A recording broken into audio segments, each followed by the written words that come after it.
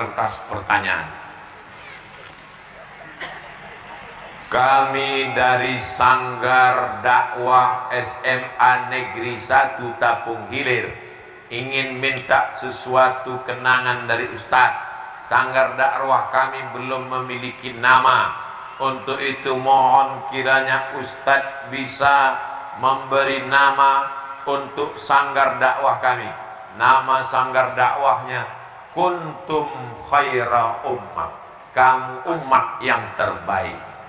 Kuntum Khaira Ummah.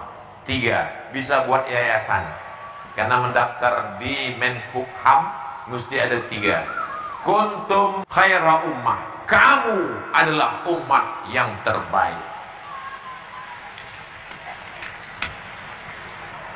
Izin tanya Pak Kiai, dalam satu desa ada lembaga yang ngurus dana kurban 12 kelompok.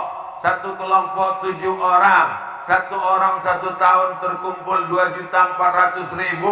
Jadi kalau dikalikan 2.400.000 kali 7 orang 16.800.000. 16.800.000 kali 12, 201.600.000. Harga sapi per ekor berkisar 18 juta, 16 juta, 15 juta. Pertanyaannya, bolehkah uang 201.600.000 itu dibelikan sapi 12 ekor dengan harga sapi yang berbeda-beda?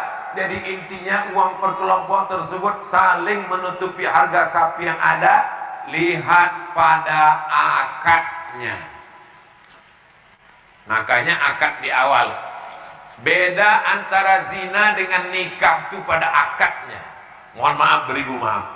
Beda antara akad konvensional dengan syariah itu pada akadnya. Saya serahkan uang berapa tadi? Saya serahkan uang 2.400.000 untuk membeli hewan kurban, lebih kurangnya untuk biaya operasional tunai sah. Jadi sisanya itu dipakainya lah untuk menutupi, untuk beli golok, untuk beli tali, untuk sewa petugas jaga malam, untuk tukang ngangon cari rumput, untuk yang lain-lain. Nah, karena akadnya dari awal. Tapi kalau akadnya saya bayarkan 2.400.000 untuk kurban, ternyata berlebih, lebihnya mesti dibalikkan. Maka tengok pada akadnya. Demikian. Maka saya anjurkan untuk tahun akan datang, akad kurban itu bunyinya begini. Saya serahkan 2.400.000 untuk kurban dan biaya operasional tunai sah. Jadi kalau ada berlebih bisa dipakai untuk menutupi ini, untuk biaya operasional dan lain-lain sebagainya. Bagaimana posisi terbaik dalam sholat bagi anak-anak? Anak-anak itu tidak memutus shaf. Anak-anak boleh berada di samping orang dewasa. Syaratnya 2. Yang pertama, ujung senapan angin sudah dipotong. Karena kalau tak dipotong, di ujung itu ada najis. Anak saya lahirnya hari, lupa pula hari aku lahir. Maka hari ke-8 dia disunat. Disunat di hari ke-8. Anak Ustadz Al-Nob disunat hari ke-3. Pakai program namanya Sunatron. Sunat anak Anda dengan program Sunatron. Tidak pakai celana. Sunat pagi sore, bisa akad nikah. Saking kan hebatnya Sunatron.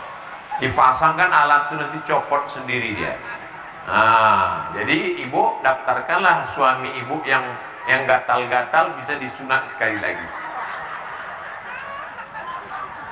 Anak kecil tidak memutus shaf. Syarat pertama kalau dia udah bersunat. Yang kedua, toharohnya betul.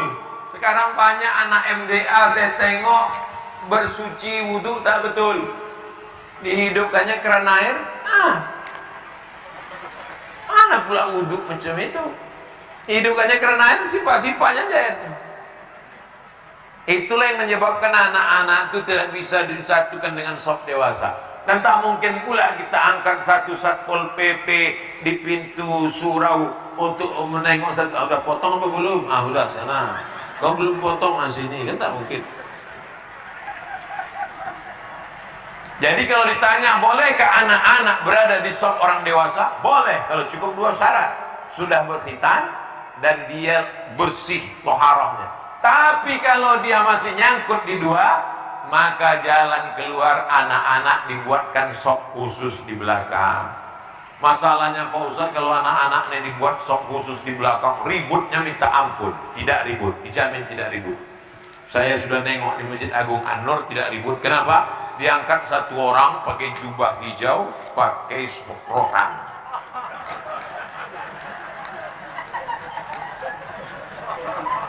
Dia sholatnya nanti terakhir, pas sudah orang udah tahiyat tasyahud. Jadi selesai sholat, saya pas mau pulang saya tengok dia megang rotan. Saya tanya, kau mau pukul anak-anak? Enggak bos, enggak. Terus apa? Nakut-nakutin. Gitu caranya.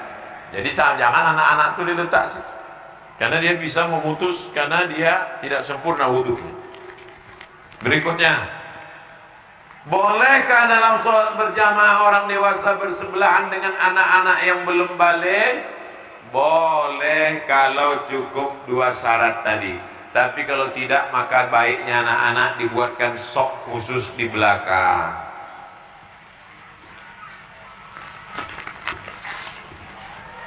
Saya senang menghadiri majelis ilmu, tapi kadang di majelis ilmu saya suka lupa dengan hal wajib seperti sholat tepat waktu. Kadang majelis yang saya hadiri melewatkan waktu sholat beberapa menit. Bagaimana solusinya Pak Ustadz? Sholat apa? Sholat apa yang dilewatkan? Sholat Isya. Laula an asyqa ala ummati, kalau tidak mampu la amartuhum bi ta'khiril isya, ku perintahkan mereka menunda salat isya. Jadi kalau ada ustaz ceramah dibuatnya isyanya jam 8, azannya jam 10, dia hanya menggeser setengah jam, no problem, tak masalah. Tapi pas jam 7.30 tetap ada azan. Untuk ngasih tahu warga sekitar yang tidak ikut, mana tahu ada yang musafir mau sholat, azannya tetap, nanti sholatnya jam 8. Kami Pak Ustadz sholatnya jam 12 malam. Ngapain kau lama kan? Sholat zuhur nanti coba kalau pas main-main ke Malaysia, Kuala Lumpur, singgah ke Masjid India. Masjid India itu azan zuhur 1 jam setelah itu baru sholat. Kenapa? Karena menurut mazhab Hanafi, sholat itu dilaksanakan ketika sudah matahari redup. Tapi jangan gara-gara ini nanti sholatnya 1 jam terus. Jangan ceramah saya ini dijadikan pembenaran. Abang tak sholat Pak? Kata Ustaz Somad, boleh sejam setelah. Ini kan syaratnya ada pengajian.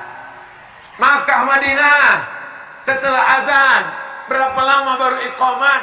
30 menit, kecuali maghrib. Maghrib agak cepat sedikit karena waktunya pendek. Adapun yang lain 30 menit. Menunggu jamaah semua ramai datang.